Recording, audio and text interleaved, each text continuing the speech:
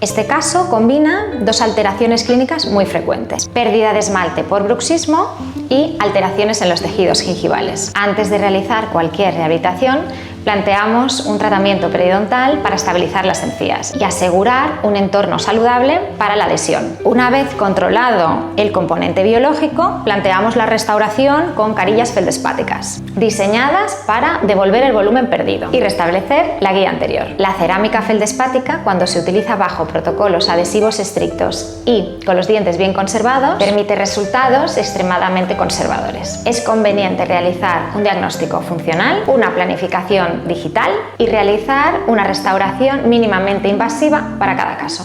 El objetivo es devolver función, equilibrio y protección.